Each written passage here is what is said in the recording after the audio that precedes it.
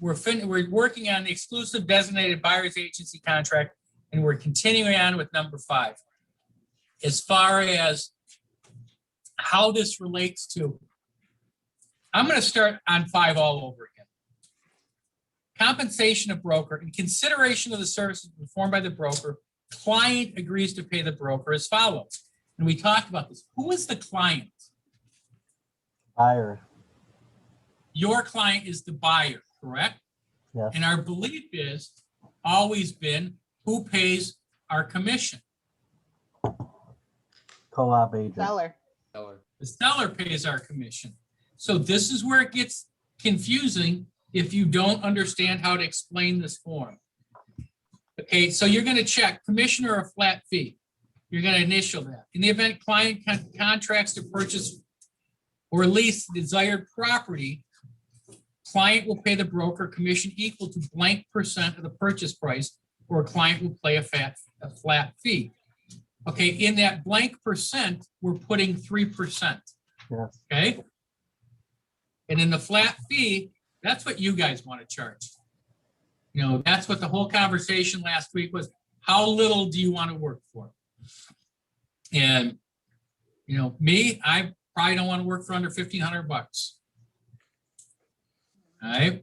I don't do 2,500. Well, that's fine too.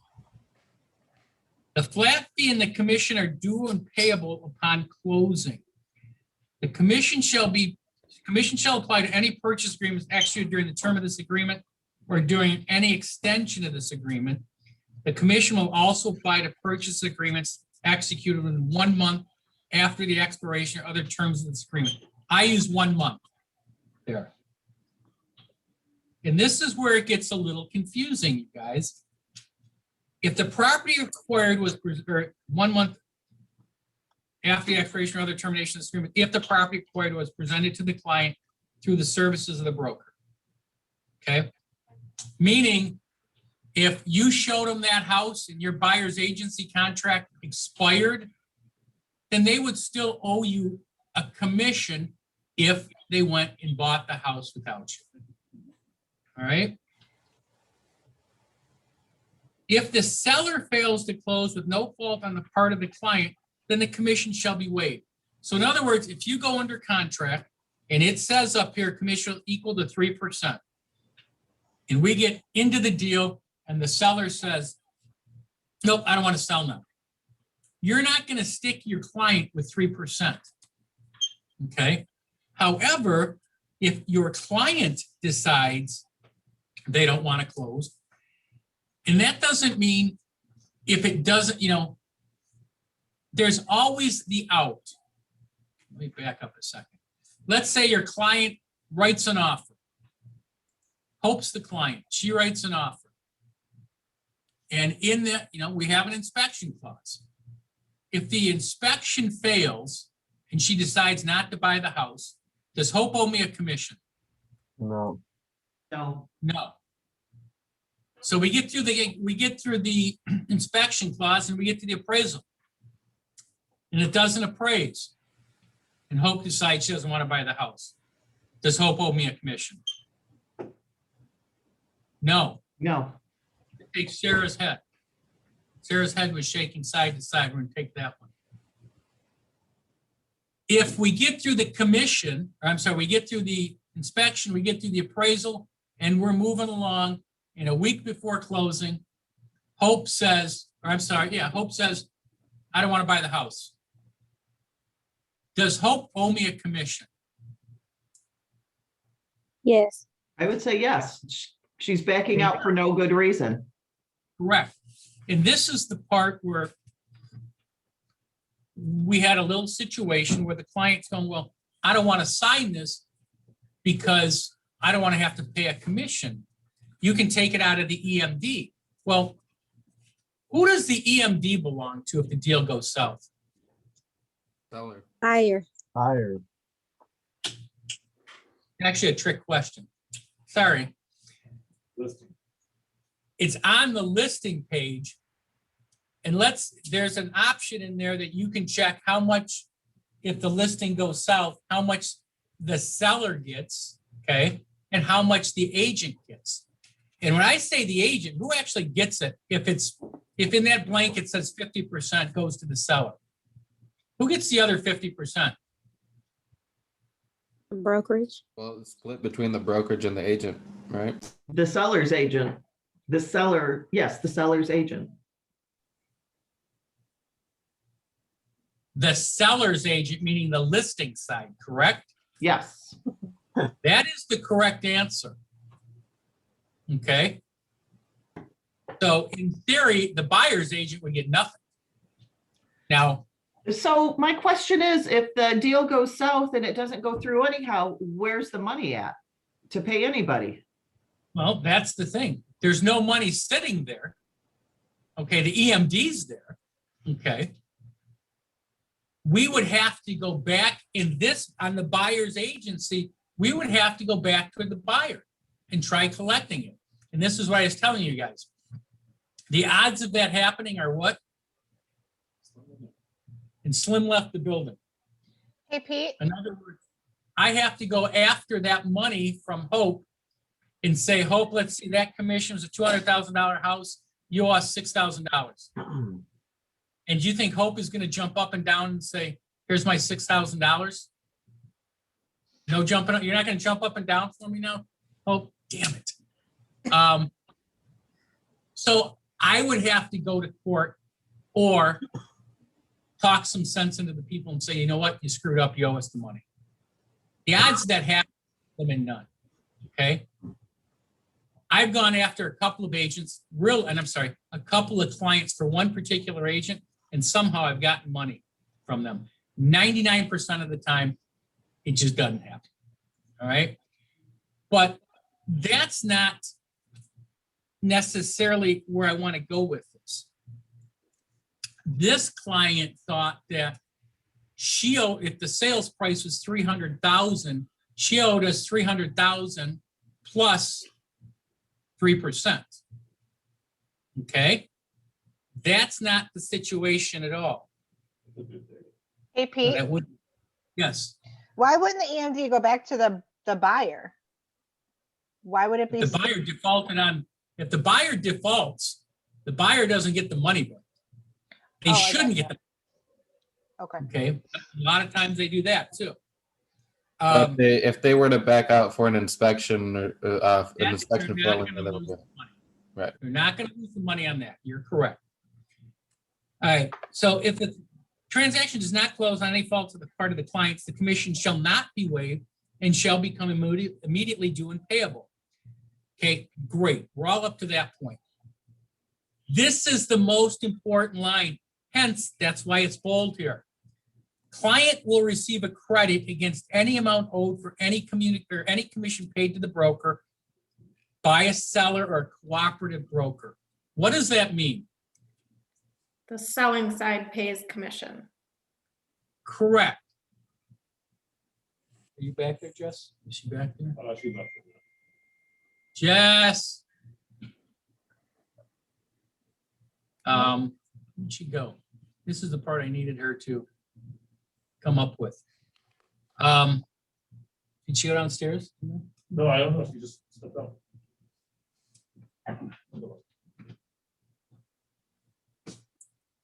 Oh, yeah, can you find me? Hold on 1 second, you guys.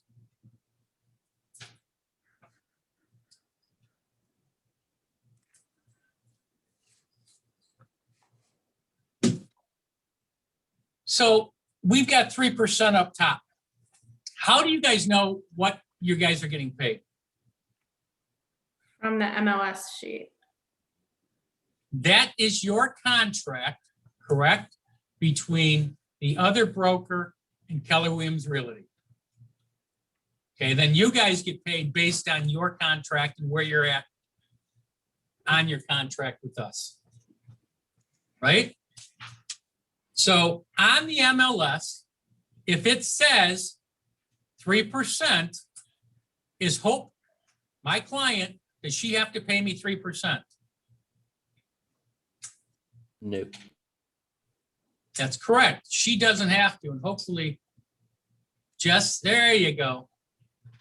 If you guys look at to the left, in blue, buyer's agency compensation. You see that? Somebody say yes, somebody Yes, say. we do. I do. Yes. So based on this, buyer's agency compensation, does Hope owe me anything? No. What if that said 2%? Would Hope owe me anything? Yes. Oh, 1%. She'd owe me 1%. That is correct. However, I'm sitting down with a new buyer in my buyer's consultation. Guess what I have in front of me? This one's not a trick question.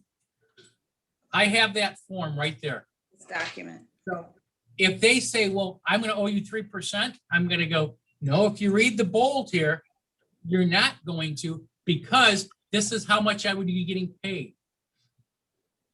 So if it's 2.5%, how many of you guys would say, if the listing says 2.5%, how many would you say you'd charge the buyer the extra 0.5%?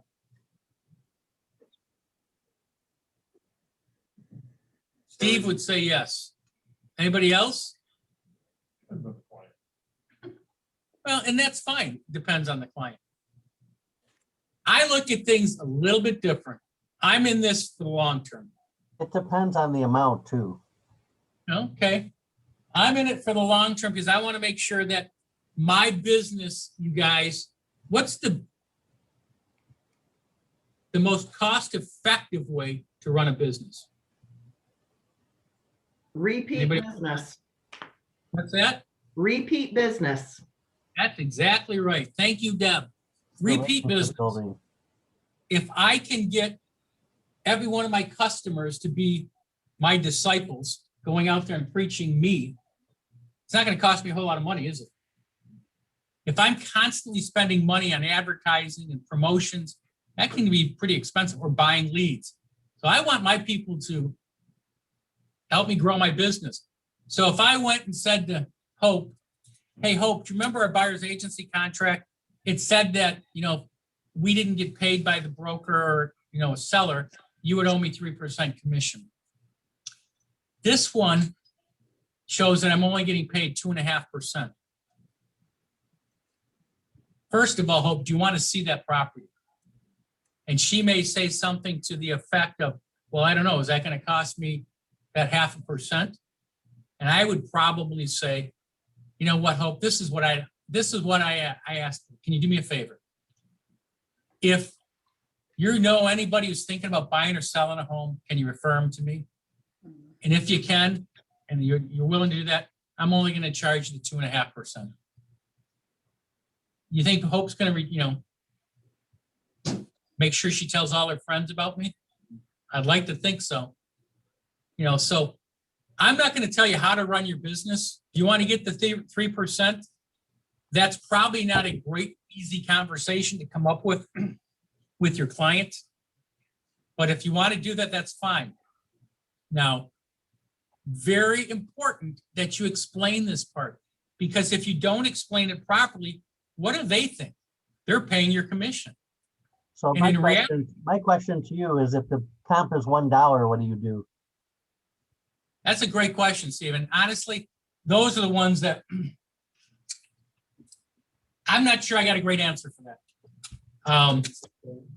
You do a good relationship with your clients and hope for referrals.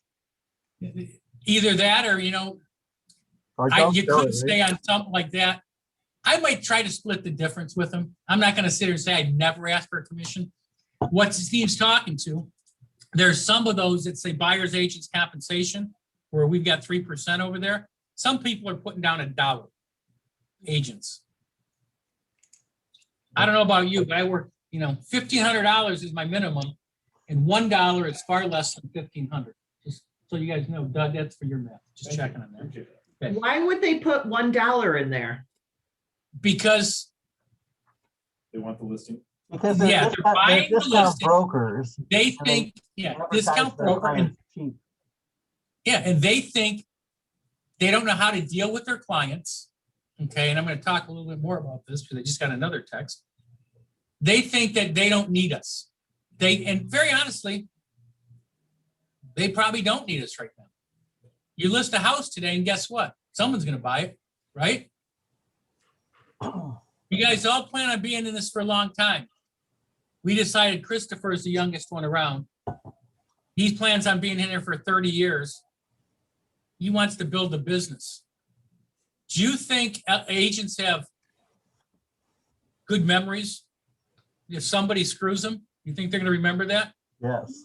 Guarantee you they are. And if I find an agent that's pulling that stuff now, payback's a bitch, I hate to say, down the road, or karma, depending how you want to look at it. So agents out there now, our office policy is what as far as commission? When you go to list a house, 6%. our policy is 6%.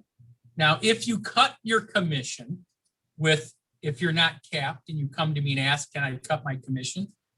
I'm probably going to tell you yes. If it's a 5% commission where it says buyer's agency right there, what's going there? 3 or 2.5. Our office policy is we offer out 3%. And that is not negotiable. It's 3%, not 2.5. We're not a discount broker. If you want to take less of a commission, I've got no problem with that. There's a couple of agents in the office now, and I just got a text when I was sitting there, that 2.5% commissions being offered out are becoming more and more common. So you're That's saying not our nobody, problem. nobody in the company is allowed to charge 2.5 to a buyer agent? Exactly. Add to a buyer to give away 2.5. You Okay, can't so I know advertise. I know some agents in your brokerage that are doing this. Well, if his name initials are HG, is that his initials? HG? Yeah. No. Well, you can tell me later who it is. When I see them, guess what happens? They get changed automatically in the system. So, not going to happen. Maybe, Yes. do we do any discounting for multi-million-dollar homes? If you get up over $1 million and you come to me, that might be a conversation that we have. Might be a conversation. I Okay. didn't say I want to give it up. I was just curious. You know, and I'm not saying we're gonna. I'm just saying, here's the thing, you guys. I'm gonna go to Rob. Are there brokers that charge agents less than us for, their caps? Absolutely. No doubt about it. I'm not going to tell you we're the lowest cap out there. However, we provide a value from an office point of view to you guys.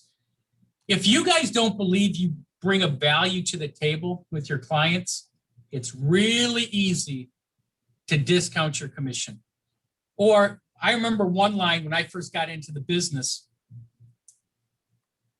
When you go in to list a house and they say, well, you do it for 5%. And how about this for a comeback to that? If I cut my commission to 5% and that's my money, how hard am I going to negotiate for your money? Does that make sense? In other words, if I'm willing to throw away my money, I'm probably, and I'm not saying I would be using this combating what other agents are doing. If Christopher's going to throw away his money, is he going to work that hard to get you top dollar for yours?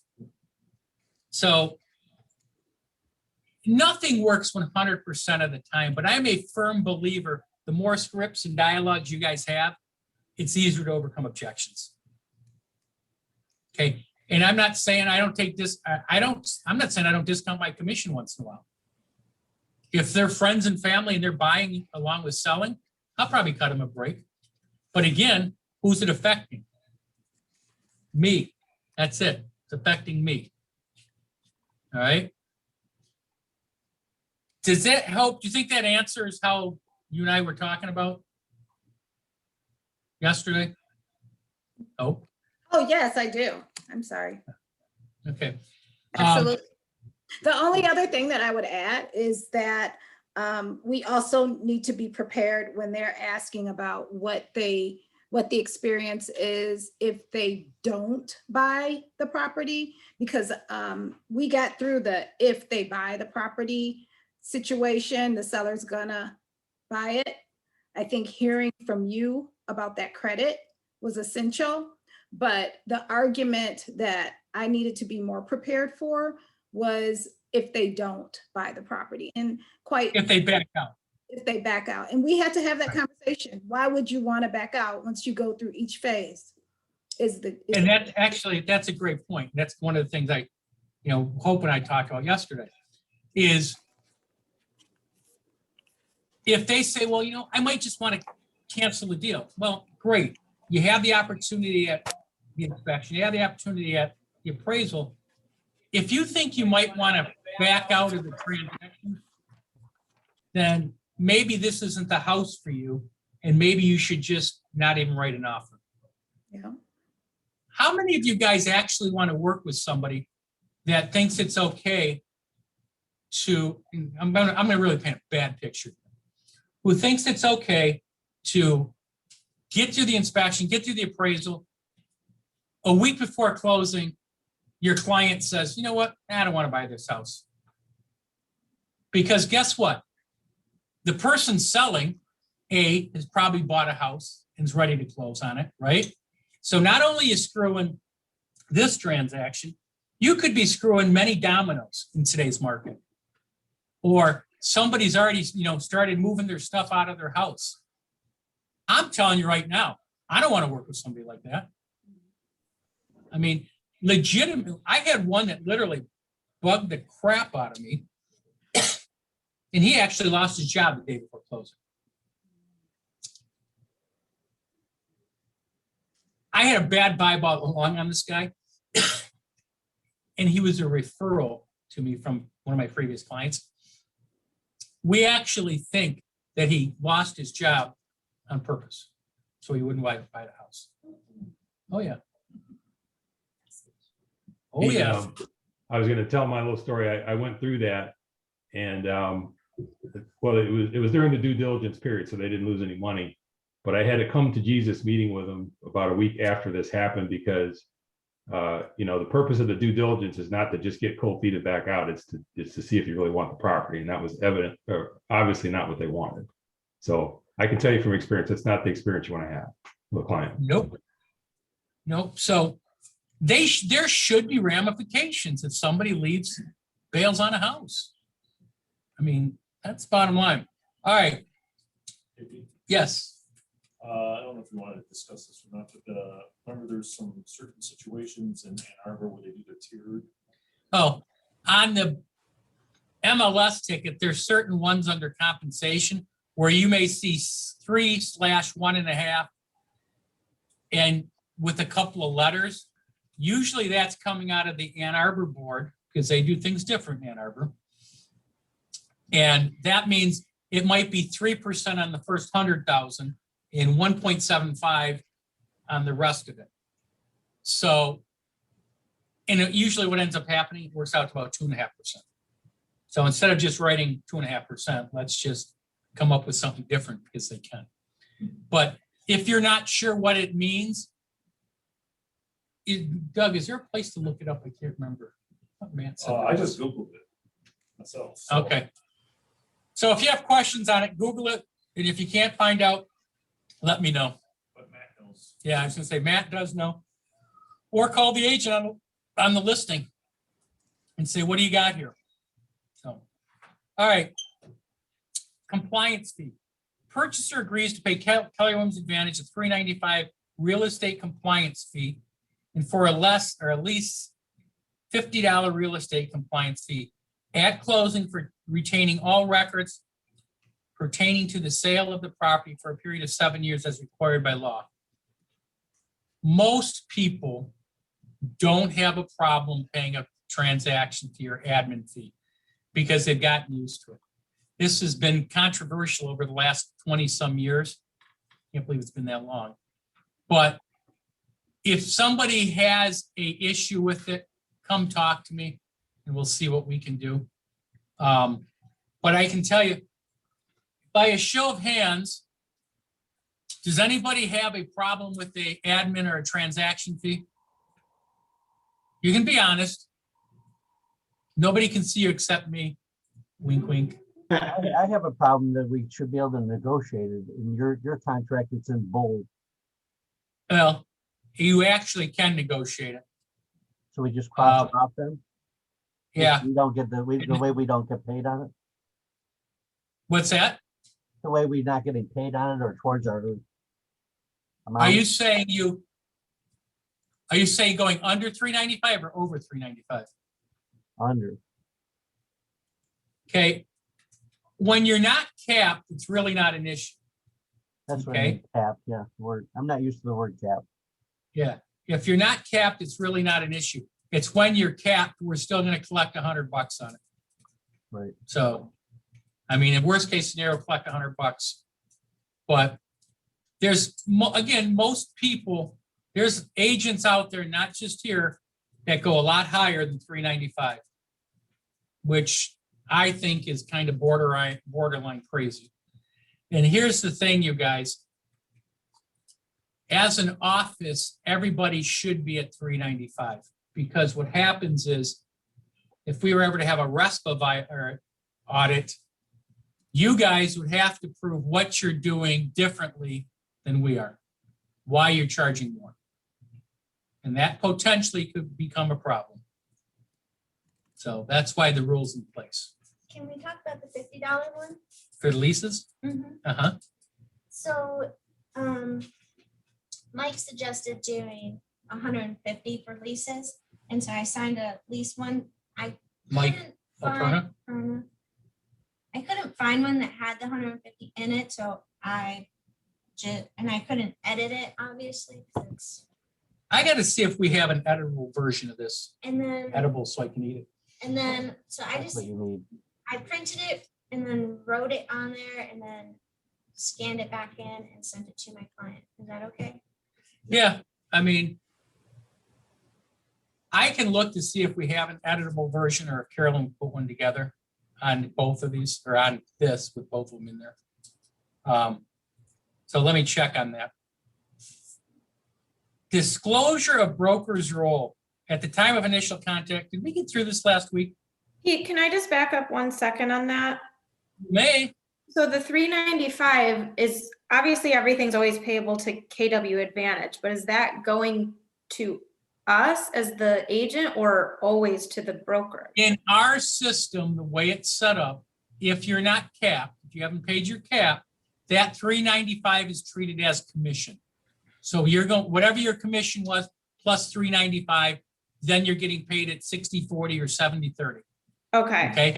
Once you're capped, you guys get $295 of it and we get $100 of it. got it.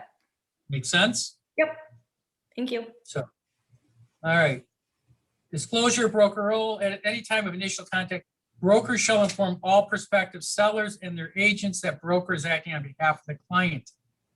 In the event broker has previously worked with the seller of a particular piece of property as a sub-agent, broker will preserve any confidential information obtained during the prior agency relationship and will not use confidential information to the detriment of the seller.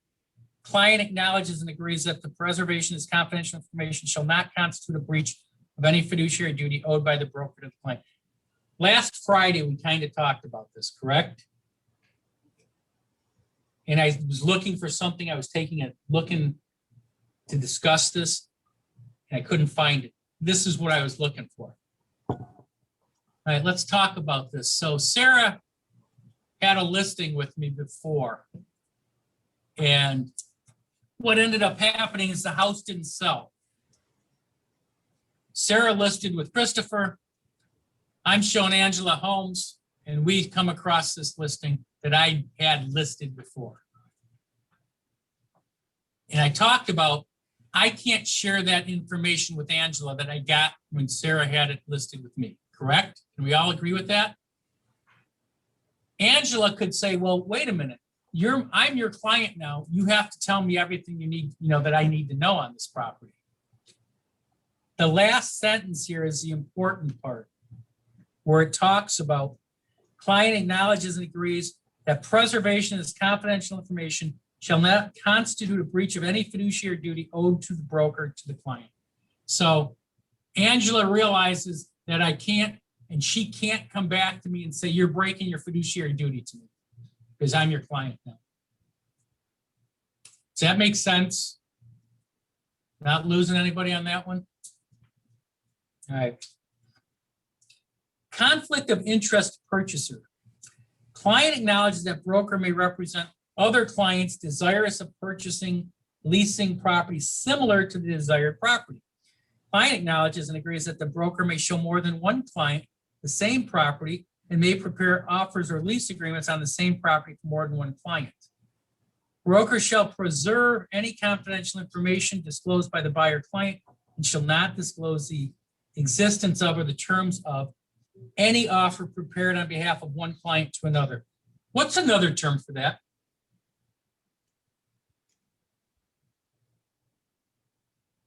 I personally think it should be called this, but I didn't write the form. What's another term for that? If I'm dealing with a seller and a buyer, right? I have both Christopher as the seller. I'm in a dual agency situation, right? Do you think this is the same thing? I've got a buyer, I've got two buyers that I'm writing offers for. It's really dual agency, guys. Because guess what? I can't tell you or you, here's the problem. So Hope writes an offer for me in this market, or I write an offer for Hope, I'm sorry, in this market. And if Hope goes, do you know there's any other offers out there? And I say, yeah. And Hope says, did you write one of them? Can I lie to Hope? No. Can't lie to Hope, can I? Say, yes, Hope, I did. What do you think Hope's next question is going to be? How much was it? And my answer to Hope is, Hope, you know that I can't tell you that, just like you wouldn't want me to tell somebody else what your offer was, right? So I can't share that information. Well, how much should I write the offer for? That's a great question in today's world. What's your answer to that today? How would you answer that question? Depends on how much you want the house. Okay, how much you want the house? How much are you comfortable offering? Exactly. Okay, What is it worth and to those are, you? what was that, Warren? What is it worth to you? Good question. Those are all good answers. And there's not a wrong one in this world right now. It's just how badly do you want this house? Was it Mike? No. Do I have eyes in the back of my head, Mike? Maybe. Yeah, exactly. Are we Yeah, go ahead. Mike, go ahead. You're the buyer. We're the buyer? Yeah. Great. How much, right, is it multiple offer? Let's make an assumption it's multiple offers. All right, it's multiple offer. Fantastic. Well, we've got a couple of options we can do. We got to talk about the price and we got to talk about the terms. Let's start with the price. How high are you comfortable going? Somebody give me a number. 300,000, Mike. Got it. So if I called you up later today and said, hey, somebody bid 301 and you lost it, would you be pissed off you didn't go to 301? No, I only wanted to go 300. No, I would cry. If you're gonna cry, then we gotta rethink that number. If somebody had, if I called you up later today and said somebody went to 305 and you lost it, would you be pissed off or crying? I'd be crying. Okay, then 310. Oh, can't do that. All right. So somewhere between 305 and 310 is the right number for us. Sounds like a good option. Can we do it with an escalation clause and maybe we could get it for 300? Absolutely. Absolutely. We could do 300. Can you guys hear these? Can you hear Mike? Yes. Okay. Yep. 300 up to 310 with the escalation.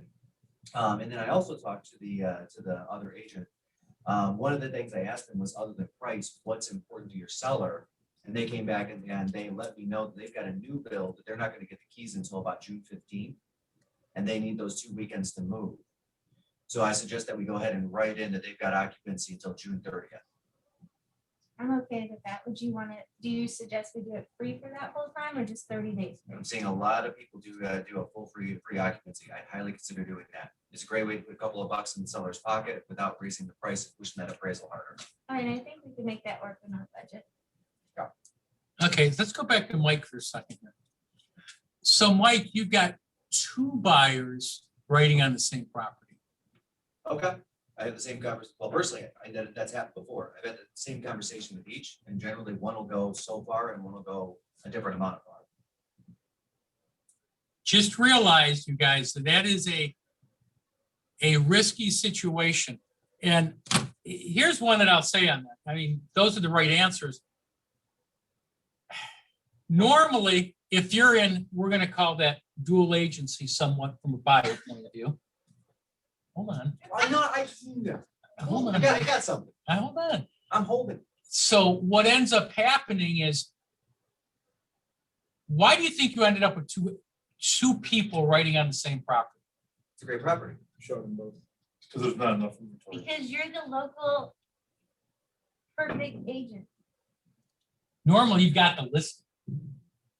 Okay, so you've got the listing, and what does the listing bring? Buyers. So now it gets even crazier, right? So that's kind of where I'm going with this. That's normal, but today's not a normal situation. No, but I'm there's a actually good showing chance. 3 clients, the same house. If I have the listing and I've got people looking at it, there's a really good chance I'm going to get more than one buyer. Go ahead, Mike.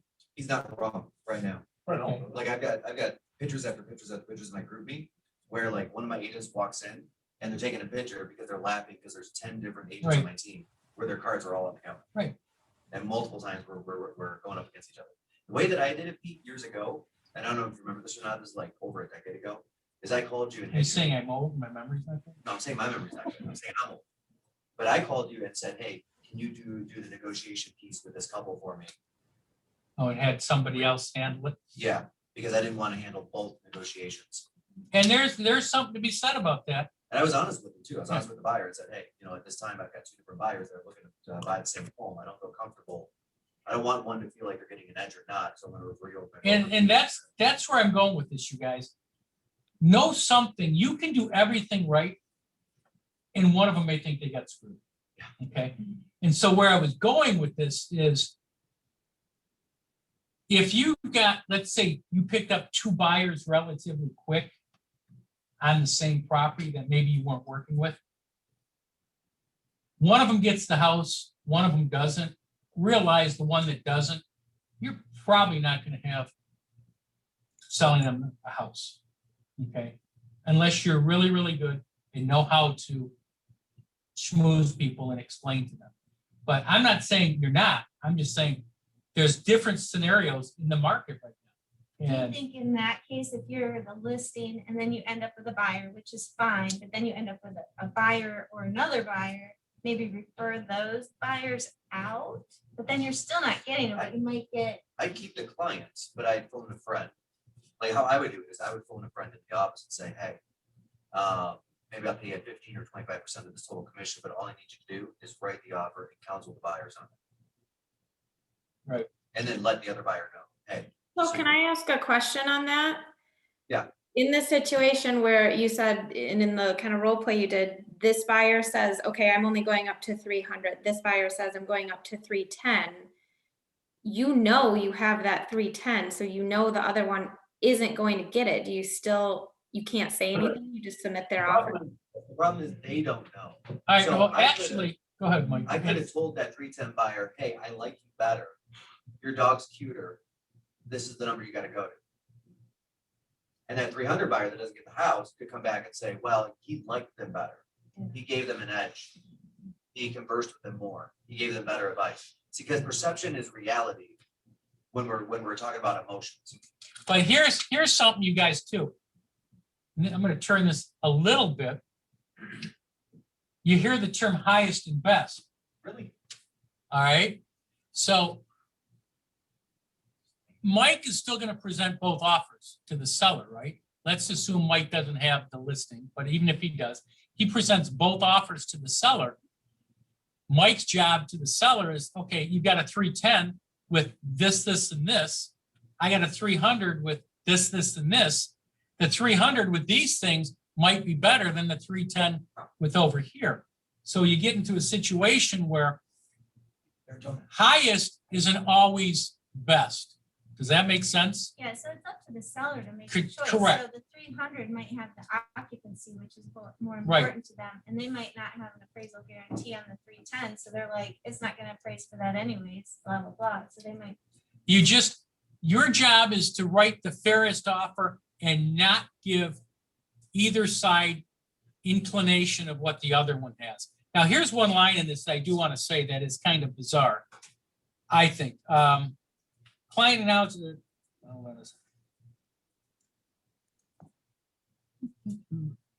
broker shall preserve confidential information disclosed by any buyer client and shall not disclose the existence of or the terms of any offer prepared on behalf of one client to another client. We already talked about that. See, I don't like that line. Why? If you took that the way it's written. It's written to say that you can't tell one of your clients that one of your other clients is bidding on it. It's telling us to lie. Exactly. That's exactly right. Because basically the code of ethics and everything else talks about if somebody asks you whether they're your client or not, what can't you do? Lie. You can't lie. So if somebody asks me a question, are there other offers? I'm not going to lie. I'm going to say, yes, there are. I'm not going to divulge confidential information, but I'm not going to lie. What if they ask you if any of them are your offers? I'm going to say, yeah. Because guess what? I can't lie.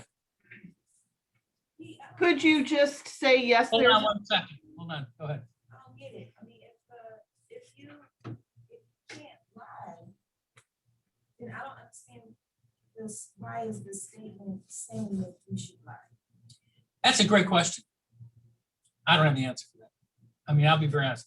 I didn't write this form. If I had written this form, I probably would not have that in there. I mean, I can ask an attorney, and I probably should, and see what they say, but you can't lie to somebody. That's plain and simple. You don't have to disclose the facts of it, but you can't, if somebody asks you a direct question, you can't lie.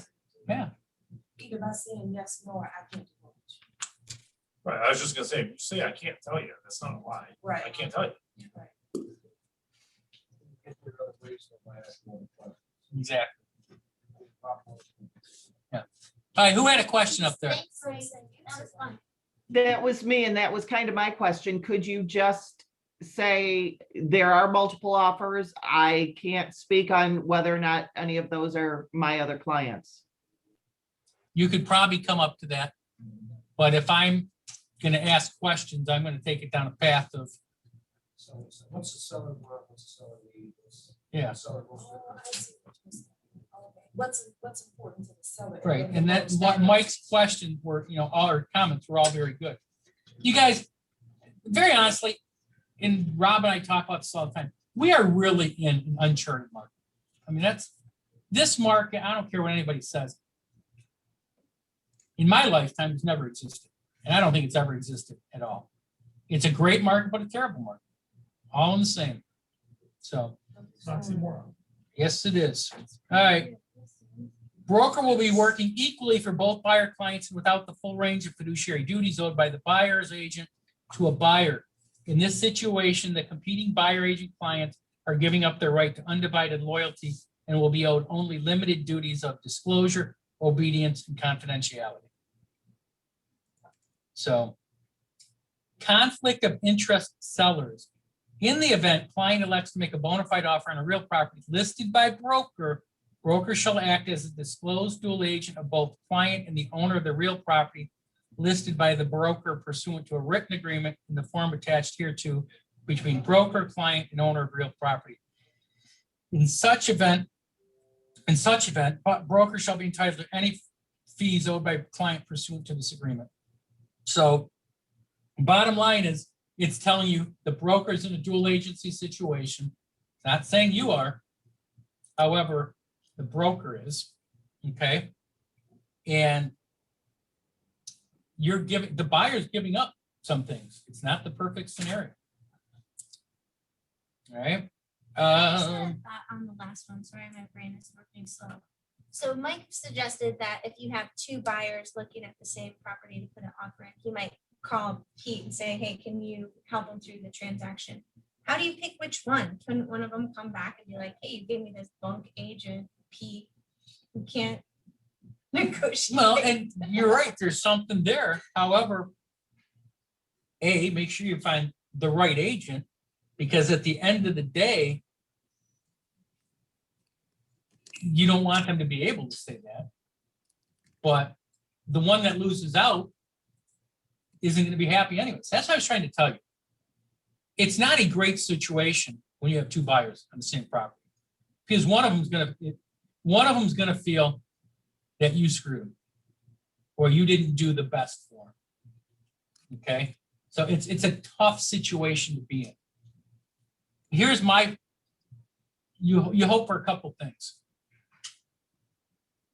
You hope you built a rapport up with the people and you treat them honestly.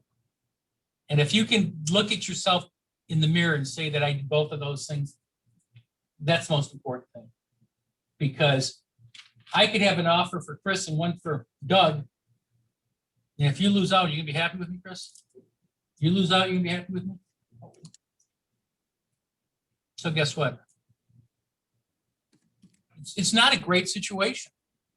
Whether you give that person to somebody else kind of is irrelevant. Okay. Right, because if that person wins, the other guy's gonna be mad at you. Yeah. Well, how come you didn't give me today? Right.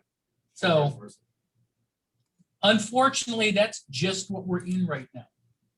And have we had that in the past 29 years? Yeah, not to this extent. If that person wins, you just don't tell them that was your point. That's great. Doug's philosophy, why? I didn't lie, I just didn't divulge. Client agrees to indemnify broker and to hold broker harmless on account of any and all costs or damages arising out of this agency contract, provided broker is not at fault, including but not limited to attorney fees reasonably incurred by broker. So unless you screw up, you're not going to get in trouble. If you lie, cheat, steal, you could be in trouble. Non-discrimination. It is agreed by broker and client parties to this agreement that it is required by law discrimination because of religion, race, color, natural origin, age, sex, disability, familial status, marital status, height or weight, said parties to respect the purchase, lease, and desired properties prohibited. Okay, I'm still stuck on Well, those. then they're both old guys. Well, Do you have to tell, if you have two buyers, do you have to tell them? Kind of like if you go to a buyer and a seller, you have to tell them and you have to tell them. But if you have two buyers, you have to fulfill your fiduciary duties, but do you have to notify them that you have well, another buyer? in my world, you can't lie. Okay, I'm going to emphasize that you can't lie. Now, if you want to avoid, okay, and that's what we're talking about with, what Doug was saying. How'd you word that before? Just don't divulge. Don't divulge. Don't tell them what they don't need to know. Yeah, I think if somebody asks you, do you have one of the buyers? Your best, let's put it this way. Let me ask you this. You two, again, are you going to be, we agree that you're probably going to be happy with me, right? What if I don't tell you and you don't get the house? I'm gonna be as upset. I'd be the complete opposite. Huh? Exactly. I would I was absolutely, upset before, no. I agree Now, with that. now you've lost my trust. Yeah. Wait, so if you didn't tell me? If I didn't tell you I was writing an offer for Doug, you didn't get the listed house, and down the road, you found out my Down- client Doug got I the mean, down house. the road, I'd be upset, but if I never found out, I wouldn't be upset. How would he find out? Oh, believe me. It's on the MLS. Exactly. And that's exactly right. You just have to be upfront with people. This market is crazy right now, people. Christopher, just so you know that this market, in my 29 years in the business, this is the only it's ever been this bad. Never. So we're seeing things right now that we've never seen in the past. We're seeing 30 offers on a property. 29 people aren't going to be happy, right? So my job is to do the best I can. And, without trying to be a smart ass to somebody, you say, 29 people aren't going to be happy. However, I'm going to do my best to make sure you're the one that is. But that doesn't mean that we're going to know what everybody else has. So it's all about having conversations with people. So Christopher, if you use that though, make sure you change the years to days. 29 days. Or you can say my broker who's been in the business 29 years says it's never been this way.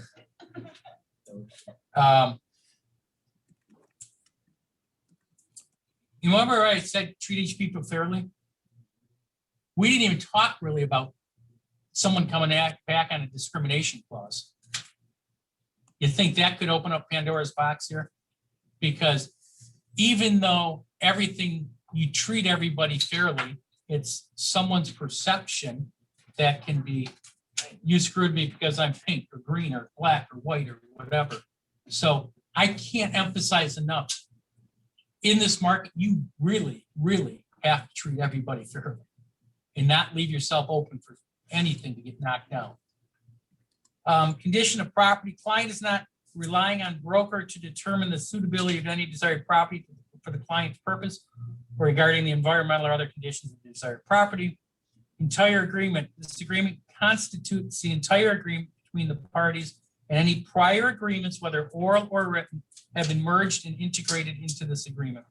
So if I tell you, don't worry, you don't have to pay me if you walk out on a deal orally, but yet it's in here that you do, guess what? That orally doesn't exist. All right.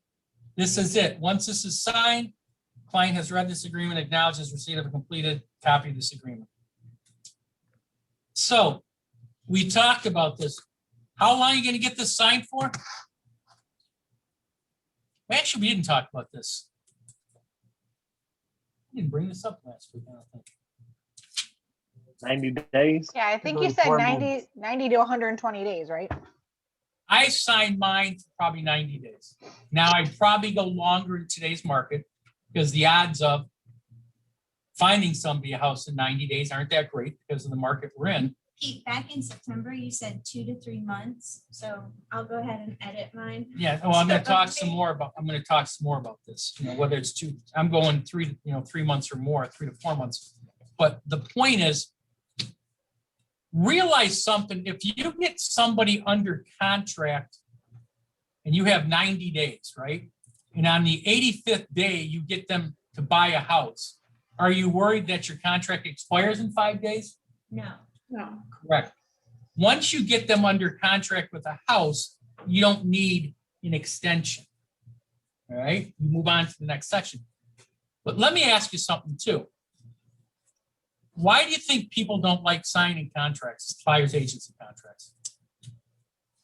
They feel like they're gonna have to pay something. Okay, they think they might have to pay something. We covered that in number 5, hopefully, right? We talked about that explained properly shouldn't be an issue. But if I told you guys, let's say Steve, you were looking for a new car and you walked into a Ford dealership and he made you sign a buyer's agency contract and you couldn't buy any other car, not just a Ford, would you sign that? Probably not, but I would have to read it very closely and precisely. Okay. But it's the first time you met that sales rep, okay? You know, in the one case I would tell you is I used to have a car broker as opposed to going to a dealership. And Well, there you go. Steve's got an answer for everything. Screw you, I'm not calling on you anymore. But the point being, someone comes to us and what do we want to do naturally as an agent? I met Doug at an open house.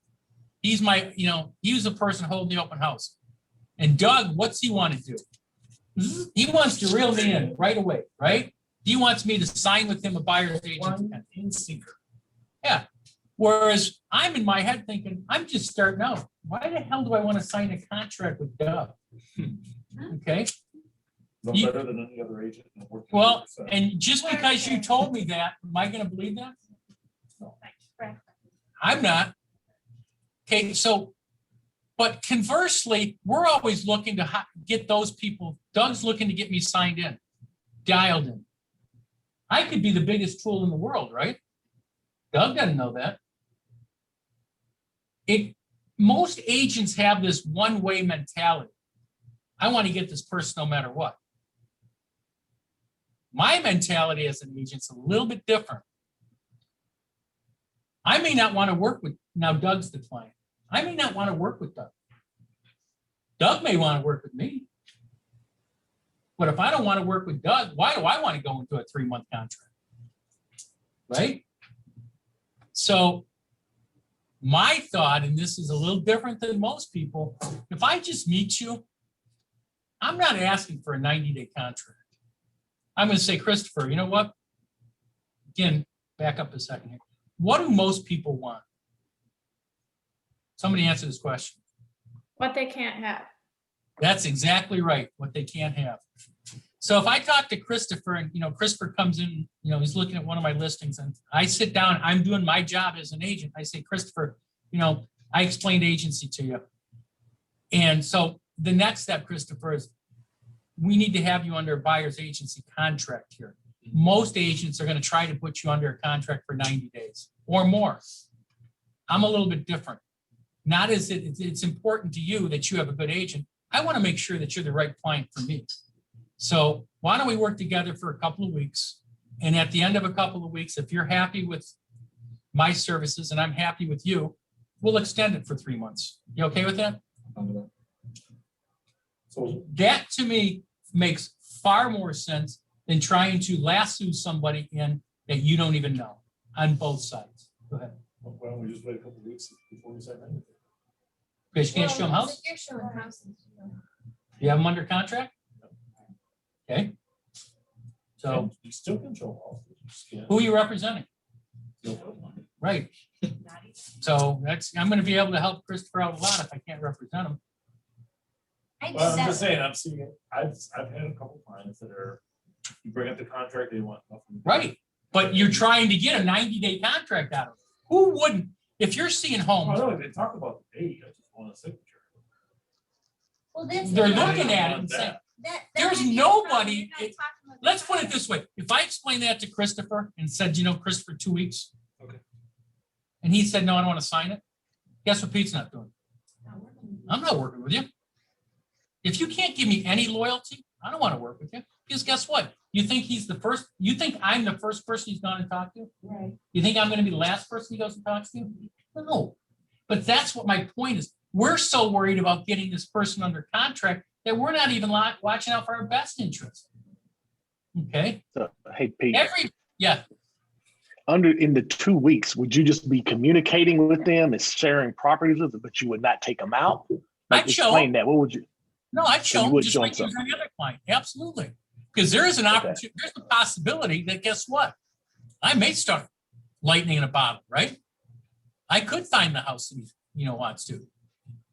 Yeah, and then you might find that you just don't like them and be like, you know what, let's just let that one expire. Right. Or you might I mean, find, hey, here, you know what? They let's pick actually on want Warren. A higher level house. So let's, you so far you've been happy with what I've been doing. Do you want to go ahead and extend Right. the date out for a little bit so we can find that house that you're just looking for? And they'll say, yeah, Tammy, let's go ahead and extend that out. Exactly. So Warren, I'm working with you as the buyer.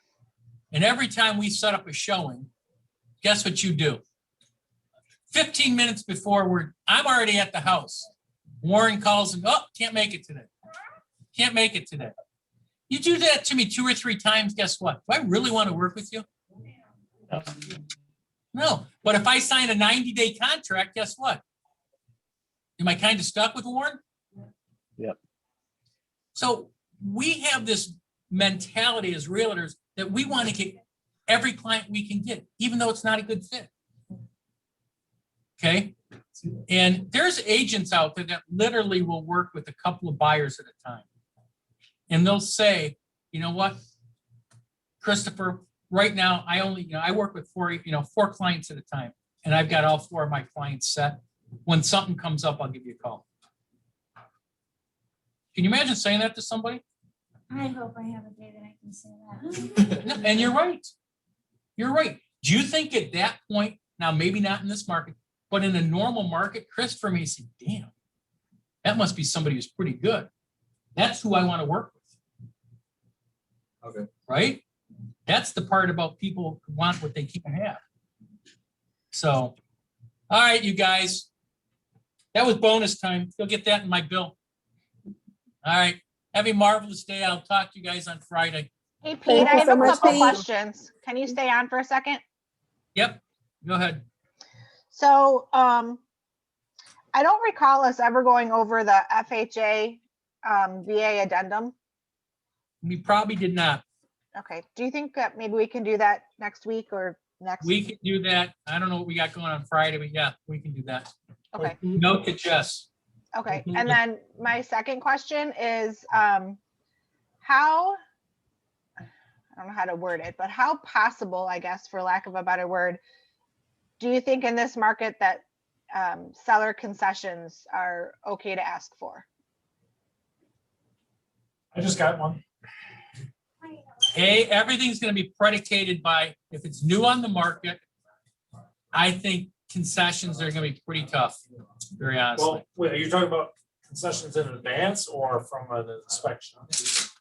Well, yeah, in advance, like, 'cause so Oh. my clients are kind of struggling with, they have their down payment, but they would need like closing costs and extra for escrow and things like that. And I don't think it's possible or even like feasible to ask for in this market.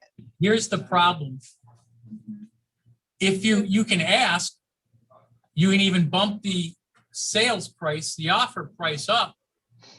But if you're not giving them an appraisal guarantee, they're not going to accept your offer. And if it doesn't appraise and they don't have the money, then you're in trouble anyways. Right. It's a tough market for stuff like that right now. Okay. That's what Very I thought. honestly, this is a market that on something like that, if you went back, and we were talking about this the other day, go back and look at some old expireds that expired last year that never sold. And go back to the people and say, hey, you were trying to sell last year. You want to try it now? So if you go after an off the market listing and you can potentially say, I've got a buyer for it, then maybe you can get away with it being, without it being a bidding. Does that make sense? Yeah, that's a good idea. Would that type of Okay. scenario with FISBOs, like, because Absolutely. yeah, because they're not on the market. But most FISBOs, I shouldn't say that. There's two qualities or two types of FISBOs. The uneducated one that doesn't know what the hell they're doing, and the one that thinks they know everything. And the educated ones are the one that thinks they know how to do everything. It's hard to explain things to them. But, Even if you bring up a buyer? well, most FISBOs will work with an agent who brings a buyer because they're trying to save money. In most cases, they're trying to save 6%. However, if they can save 3%, they'll probably work with you. So, all right. Did you have another one, Angela? Are you good? I'm sorry. No, I'm good. Thank you. All right, you guys have a marvelous day. You You too. have a good Thanks. Thanks, bye-bye. Bye. Bye. In my last meeting, Dave McFarland